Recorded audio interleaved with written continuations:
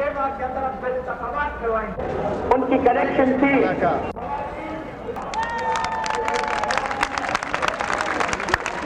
The nation is progressing and the people of Pakistan are the soldiers of Islam and the armies of Pakistan are the armies of Islam.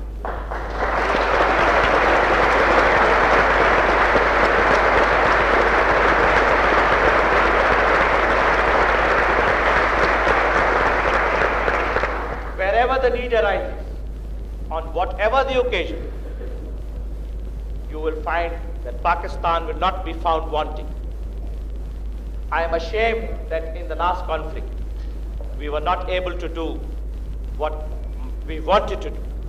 But God forbid, if there's a conflict in the future, you will find the whole weight of Pakistan behind your cause. And inshallah ta'ala, in Bayt al-Maqdas, we shall enter as brothers in arms.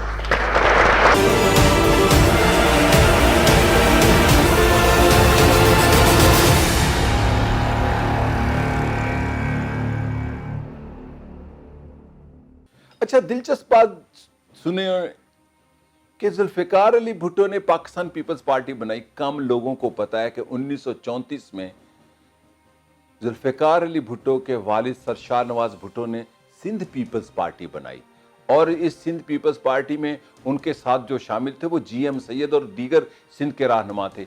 इन्हीं लोगों ने सिंध को बम्बई से अलहदा किया और इसी बुनियाद पर सिंध पाकिस्तान का हिस्सा बना। बाद में अगर सिंध बम्बई का हिस्सा रहता तो शायद पाकिस्तान में सिंध शामिल ना होता। लेकिन उस पीपल्स पार्टी की शक्ल जो सर शाह नवाज भुट्टो ने बनाई और इस पीपल्स पार्टी की शक्ल मुख्तलिफ थी। वो सिंध के फ्यूडल्स की थी जो मुस्लिम तशख़्ख़ुस के बालादस्ती चाहते थे, चूँकि वो समझते थे कि सिंध के अंदर जो मुस्लिम बालादस्ती है वो कमज़ोर है। और इस पीपल्स पार्टी की बुनियाद रखने के लिए जुल्फ़िकार अली भुट्टो ने जिन लोगों के साथ मशावरत की उसमें पाकिस्तान के दानिश्वर तो थे।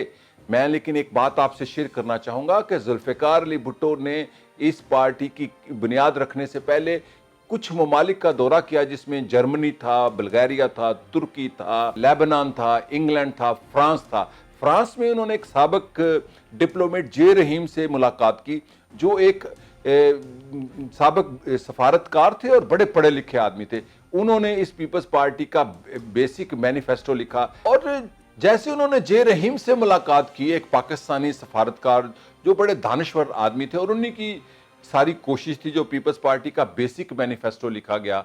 लेकिन उन्होंने इस गैर मुल्की दौरे में लातादाद लोगों के साथ मुलाकात की, पाकिस्तानी लोगों से और गैर पाकिस्तानी लोगों से। तुर्की में उन्होंने इस्मत ओनोनो से मुलाकात की और इस्मत ओनोनो ने जुल्फ़िकार अली भुट्टो को परसुएट किया कि अब आप नई पार्टी बनाएं। इस्मत ओनोनो उस वक्त उस पार्टी के चेयरमैन थे जिसको इस्मत ओनोनो और अतातुर्क ने 1923 में बनाया था। और यूं जुल्फ़िकार अली भुट्टो ने रिपब्लिकन पीपल्स पार्टी के चेयरमैन इस्मत ओनोनो के कहने पर भी कहा जाता है कि पीपल्स पार्टी की बुनियाद रखी। उन्होंने इनको कायल किया और वो इंटरव्यू यहां छपा उनका कि जो उनकी बातें हुई। तो जुल्फ़िकार अली भुट्टो ने जो नई पीपल्स पार्टी बनाई, पाकिस्तान पीपल्स पार्टी, ये पाकिस्तान में बाएं बाजू की जमात थी जिसने सोशलिज्म को आम लोगों तक मुतारिफ कर दिया। अब यहाँ पर पाकिस्तान का वो रवायती बायां बाजू जुल्फ़िकार अली भुट्टो को ये इल्ज़ाम देता है कि जुल्फ़िकार अली भुट्टो ने सोशलिज्म चुरा लिया। भाई चुरा लिया तो अच्छा किया, लोगों के लिए ऐसे ही है जैसे हमारे कई मजहबी लोग जब यूरोप जाते हैं तो फलाही रियासत का निज़ाम देख के कहते हैं कि मगरब ने इस्लाम चोरी कर लिया, किया तो अच्छा किया, इस्लाम की वजह से मगरब के इंसानों की ज़िंदगी बदल गई, अगर फलाही कॉन्सेप्ट अगर ऐसा है तो दुरुस्त किया। तो जुल्फ़िकार अली भुट्टो ने सोशलिज्म का नारा लगाया और उनके साथ जो लोग नुमायां तौर पर उभरे, डॉक्टर मुबशर हसन, महमूद अली कसूरी, जे रहीम, बाबाए सोशलिज्म, शेख मोहम्मद रशीद, बहुत बड़े किसान लीडर थे जिनकी बुनियाद पर पाकिस्तान पीपल्स पार्टी ने पंजाब में ताकत हासिल की। वो पीपल्स पार्टी पंजाब के सदर थे। और मुस्तफ़ा खार, गुलाम मुस्तफ़ा जतोई, महराज मोहम्मद खान। महराज मोहम्मद खान के बगैर पाकिस्तान पीपल्स पार्टी नामुकम्मल है अपने अवाइल ज़माने में। तुलबा तहरीक की क़यादत जब जुल्फ़िकार अली भुट्टो ने की तो ये महराज मोहम्मद खान ही थे। جو نیشنل اسٹوڈنٹ فیڈریشن کے لیڈر تھے اور طلباء کے پاکستان کے سب سے مقبول لیڈر تھے، اور این ایس ایف پاکستان کی اسلام چوری کر لیا، کیا تو اچھا، اسلام چوری کر لیا، کیا تو اچھا کیا، اسلام کی وجہ سے مغرب کے انسانوں کی زندگی بدل گئی، اگر فلاحی کانسیپٹ اگر ایسا ہے تو درست کیا۔ تو ذوالفقار علی بھٹو نے سوشلزم کا نعرہ لگایا، اور ان کے ساتھ جو لوگ نمایاں طور پر ابھرے، ڈاکٹر مبشر حسن، محمود علی قصوری، جے رحیم، بابائے سوشلزم، شیخ محمد رشید، بہت بڑے کسان لیڈر تھے جن کی بنیاد پر پاکستان پیپلز پارٹی نے پنجاب میں طاقت حاصل کی۔ وہ پیپلز پارٹی پنجاب کے صدر تھے، اور مصطفیٰ کھار، غلام مصطفیٰ جتوئی، معراج محمد خان۔ معراج محمد خان کے بغیر پاکستان پیپلز پارٹی نامکمل ہے اپنے اوائل زمانے میں۔ طلبہ تحریک کی قیادت جب ذوالفقار علی بھٹو نے کی تو یہ معراج محمد خان ہی تھے جو نیشنل اسٹوڈنٹ فیڈریشن کے لیڈر تھے اور طلباء کے پاکستان کے سب سے مقبول لیڈر تھے، اور این ایس ایف پاکستان کی سب سے مقبول طلباء تنظیم تھی۔ یوں ذوالفقار علی بھٹو نے پاکستان میں سوشلزم اور پاکستان میں بائیں بازو اور ترقی پسند سیاست کی ایک پاپولسٹ بنیاد رکھی، اور اس تحریک میں اور اس سیاست میں جو مقبول نعرے ہوئے میں آپ سے شیئر کرنا چاہتا ہوں۔ اس میں ایک سب سے بڑا نعرہ تھا چھین لو جاگیریں چھین لو، دوسرا نعرہ تھا پاک چین دوستی زندہ باد، تیسرا نعرہ جو بڑا مقبول ہوتا تھا ان دنوں کہ امریکی سامراج مرد آباد، اور ایک نعرہ تھا سرمایہ داری مرد آباد، اور اس کے علاوہ جو نعرے تھے وہ یہ تھے کہ جیڑا واوے اوہی کھاوے، سوشلزم آوے آوے۔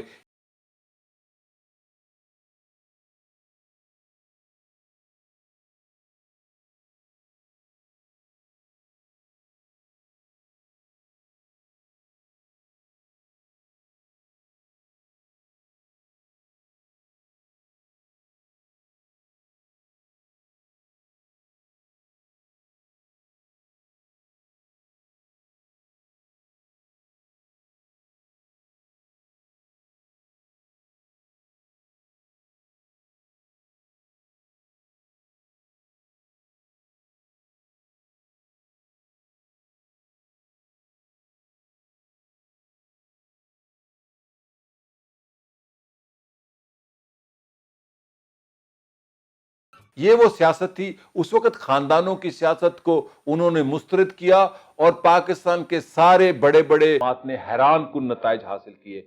پاکستان کے مغربی حصے یعنی مغربی پاکستان سے پاکستان پیپلز پارٹی ایک میجورٹی جماعت بن کر ابھری، 81 سیٹیں لی پاکستان پیپلز پارٹی نے، اور ایسٹ پاکستان میں عوامی لیگ نے 160 سیٹیں لی، یعنی کہ ٹوٹل صفایا کر دیا ساری سیاست کا مشرقی پاکستان میں عوامی لیگ، جس کے قائد شیخ مجیب تھے۔ اور پھر یہ کہا جاتا ہے کہ ذوالفقار علی بھٹو نے پاکستان توڑا۔ یہاں پر میں دو چیزیں شیئر کرنا چاہتا ہوں۔ ایک یہ کہ عوامی لیگ کا جو منشور تھا، جو اس کے 6 نکات تھے، ان نکات پر ذوالفقار علی بھٹو نے خود اور اپنی ٹیم کے ذریعے مذاکرات کیے اور شیخ مجیب کو قائل کیا کہ ہم مل کر پاکستان میں ایک نیا آئین بنانا تھا۔ اس اسمبلی نے 1970 کی نہیں تھی بلکہ قانون ساز اور آئین ساز اسمبلی بھی تھی۔ پاکستان کو ایک نیا آئین چاہیے تھا، اور اگر نیا آئین بنتا شیخ مجیب کی مرضی سے تو جو وہ آئین چاہتے تھے وہ 6 نکات کی بنیاد پر آئین چاہتے تھے، اور 6 نکات میں ذوالفقار علی بھٹو نے جو مذاکرات کیے، یہ آن دا ریکارڈ بات ہے۔ اس کے لیے آپ پڑھ سکتے ہیں عظیم المیہ جو ذوالفقار علی بھٹو نے دی گریٹ ٹریجڈی لکھی اسی معاملے پر، ایسٹ پاکستان کے سانے پر۔ ذوالفقار علی بھٹو نے 5.5 نکات مان لیے۔ آدھا نقطہ، یہ 5.5 کہہ رہا ہوں میں، 5 نہیں، آدھا نقطہ جو نہیں ماننا وہ یہ تھا کہ شیخ مجیب 2 کرنسی چاہتے تھے، ایک مغربی پاکستان کی، ایک مشرقی پاکستان کی۔ بھٹو نے کہا نہیں، کرنسی ایک ہوگی، لیکن شیخ مجیب اس پر نہیں مانے، اور جو یحییٰ خان تھا انہوں نے legal frame work of order دیا ہوا تھا کہ 120 دن کے اندر اسمبلی اپنا اجلاس کرے، آئین منظور کرے اور پاکستان کا نیا آئین بنائے۔ یہ ممکن نہیں تھا کہ ایک ڈنڈا دیا جائے کہ 120 دن کے اندر آئین بنا دیا جائے۔ ذوالفقار علی بھٹو یہ چاہتے تھے شیخ مجیب کے ساتھ مل کر کہ پاکستان کے معاملات کو، دونوں حصوں کو ایک سیاسی طریقے سے حل کیا جائے، اور جو ملٹری آپریشن ہوا تھا یہ ہم کیسے کہہ سکتے ہیں کہ ذوالفقار علی بھٹو نے پاکستان توڑا۔ اور میں آج اس بیان کی طرف آپ کو توجہ دلاؤں گا جو ذوالفقار علی بھٹو سے منسوب ہوتا ہے کہ نشتر پاک کراچی میں انہوں نے یہ تقریر کرتے ہوئے کہا ادھر ہم ادھر تم، ایسا نہیں ہے. یہ سرخی پاکستان کے ایک اخبار نویس عباس اتر مرحوم صاحب نے یہ نکالی تھی، جو آزاد اخبار نکالتے تھے. اور ذوالفقار علی بھٹو نے اپنی تقریر میں یہ کہا تھا نشتر پارک کراچی میں کہ ادھر سے آپ جیتے ہیں، ادھر سے ہم جیتے ہیں. اور یہ آزاد اخبار جو ہے، اس کے بارے میں جو معلومات ہمیں ملی وہ بڑی عجیب و غریب ہیں. اس آزاد اخبار کو پاکستان کا ایک ایسا شخص نے سرمایہ فراہم کیا جس کے ادارے میں شیخ مجیب جو ان سے تھے انشورنس کمپنی کے ایجنٹ تھے، اور وہ ادارہ آپ سب جانتے ہیں پاکستان کا ایک بڑا انگریزی روزنامہ ہے، اس کے وہ مالک تھے. اور اس اخبار کو کے ایڈیٹر نے عباس اتر نے یہ سرخی خود مولڈ کیا ان کے لفظ کو، اور اس کے بارے میں ذوالفقار علی بھٹو نے اور پیپلز پارٹی نے دوسرے دن تردید بھی کی کہ یہ بیان ہمارا نہیں ہے. لیکن ذوالفقار علی بھٹو کو اس 4 لفظوں پر مجرم ٹھہرا دیا جاتا ہے، اور ذوالفقار علی بھٹو کے اس 5.5 نقطوں پر اتفاق کرنے پر توجہ نہیں دی جاتی. تاریخ کو کیسے مسخ کیا جاتا ہے یہ آپ اس 4 لفظوں کے جملے سے اندازہ لگا سکتے ہیں کہ ذوالفقار علی بھٹو جیسے مقبول اور قوم پرست لیڈر کی شخصیت کو کیسے مسخ کیا گیا. ذوالفقار علی بھٹو جو پاکستان کے مقبول لیڈر تھے، مقبول رہنما کے طور پر ابھر رہے تھے، یعنی کہ ایک منتخب رہنما کے طور پر. اور جب مشرقی پاکستان کا سانحہ اپنی حتمی اور منطقی نتیجے پر جا رہا تھا، یعنی کہ بھارت نے پاکستان پر حملہ کر دیا مشرقی پاکستان میں، اور ذوالفقار علی بھٹو کو پاکستان کی طرف سے خصوصی طور پر نمائندگی کرنے کے لیے اقوام متحدہ میں بھیجا.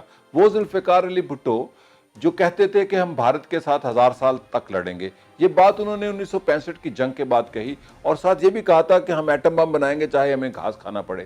ذوالفقار علی بھٹو نے اقوام متحدہ میں جو تقریر کی 16 دسمبر کی رات، جب پاکستان کا بڑا حصہ پاکستان سے علیحدہ ہو رہا تھا بھارتی جارحیت اور عوامی لیگ کی جدوجہد کے نتیجے میں، تو انہوں نے اقوام متحدہ کو عالمی شرافیہ کا کلب قرار دیا، اور وہ پیپر پھاڑ دیے جو ان کے سامنے نوٹ تھے. کچھ لوگ کہتے ہیں کہ انہوں نے وہ ریزولوشن پھاڑی تھی. ایسا نہیں، انہوں نے کہا تھا کہ میں اپنا وقت ضائع کرنے یہاں نہیں آیا.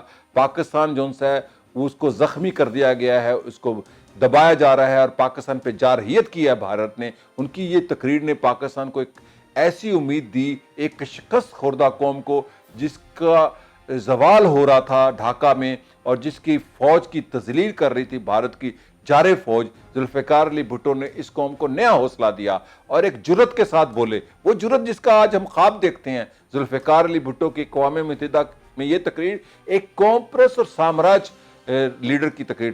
I find it disgraceful to my person and to my country to remain here a moment longer than necessary. But I am not boycotting. Impose any decision. Have a treaty worse than the Treaty of Versailles. Legalize aggression. Legalize occupation. Legalize everything that has been illegal till 14th or 15th of December 1971. I will not be a party to it. We will fight. We'll go back and fight. My country hearkens for me. Why should I waste my time here in the Security Council? I'm going.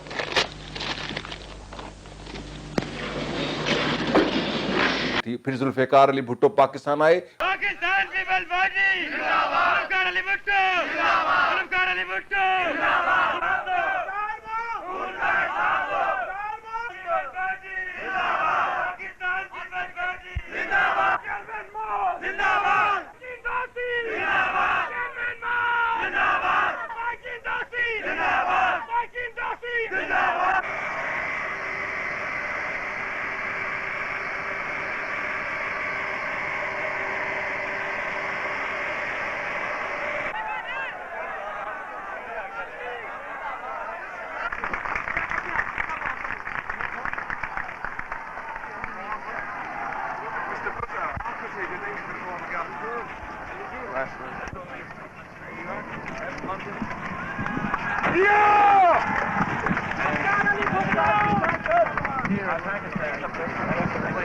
اس وقت پاکستان کا کوئی آئین نہیں تھا، پاکستان ٹوٹ چکا تھا. Yahya Khan chief martial art administrator اور صدر تھا، وہ آرمی کا چیف بھی تھا، چیف مارشل آرٹ ایڈمنسٹریٹر بھی تھا، صدر بھی تھا، لیکن آئین نہیں تھا.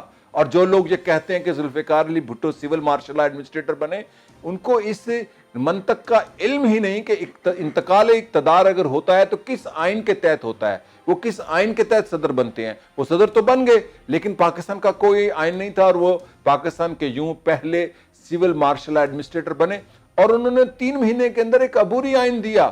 پاکستان 3 مہینے کے اندر عبوری آئین دینے میں کامیاب ہو گیا، اور اس کے بعد 1973 میں انہوں نے پاکستان کو ایک متفقہ آئین دیا جس میں سائن کیے پاکستان کی ساری سیاسی جماعتوں نے، پاکستان پیپلز پارٹی نے، مسلم لیگ نے، اور عوامی نیشنل پارٹی نے جو نیپ ہوتی تھی، نیشنل عوامی پارٹی ولی خان کی، اور دیگر جمعیت علماء اسلام نے، جمعیت علماء پاکستان نے، جماعت اسلامی نے۔ یہ پاکستان کا پہلا اور شاندار اور متفقہ عوامی آئین تھا۔ اس کو بھٹو صاحب نے خود کہا کہ اس کو بھٹو کا آئین نہ کہیں، گو یہ سارا کریڈٹ ذوالفقار علی بھٹو اور ان کی ٹیم کو جاتا ہے، لیکن انہوں نے کہا یہ آئین بنایا ہے پاکستان کی آئین ساز اسمبلی نے، اور پاکستان کی ساری سیاسی جماعتوں نے اس پر دستخط کیے۔ میری عوام میں مقبولیت ہے، میری عوام میں شہرت ہے، میری عوام میں عزت ہے۔ کیا ذوالفقار علی تم کیا اپنی شہرت کو ختم کرو گے، اپنی عزت کو ختم کرو گے، کیسے سنبھالو گے؟ میں نے سوچا، میں نے کہا کہ نہیں، میری عزت کا سوال نہیں ہے، میری ذاتی شہرت کا سوال نہیں ہے، میری مقبولیت کا سوال نہیں ہے، میرے قوم کا سوال ہے، میرے پاکستان کا سوال ہے، میرے غریبوں کا سوال ہے۔ میں عوام کی پیدائش ہوں، عوام کی طاقت نے مجھے اس منزل پر پہنچایا ہے، میں عوام سے دور کیسے ہو سکتا ہوں؟ عوام اور میرے درمیان فاصلے کیسے ہو سکتے ہیں؟ حائل کیسا پیدا ہو سکتے ہیں؟ دیواریں کبھی نہیں کھڑی کرنے دوں گا عوام اور میرے درمیان میں۔ اگر مچھلی پانی کے باہر رہ سکتی ہے، خوشبو پھول سے جدا ہو سکتا ہے، تو ذوالفقار علی بھٹو عوام سے دور ہو سکتا ہے۔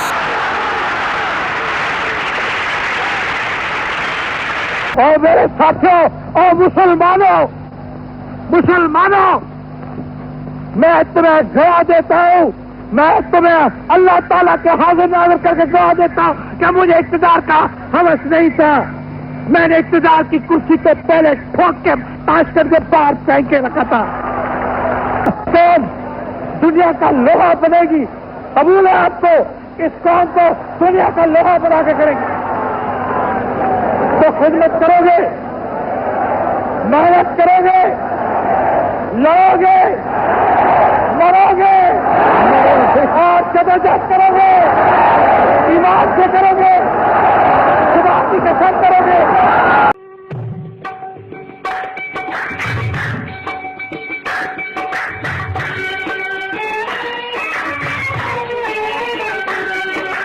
سدا رہے آباد بھٹو بھٹو زندہ باد، سدا رہے آباد بھٹو بھٹو زندہ باد، بھٹو زندہ باد، سدا رہے آباد بھٹو بھٹو زندہ باد۔ نگری نگری دھوم گلی گلی کو یاد، نگری نگری دھوم گلی گلی کو یاد، سدا رہے آباد بھٹو بھٹو زندہ باد، سدا رہے آباد بھٹو بھٹو زندہ باد۔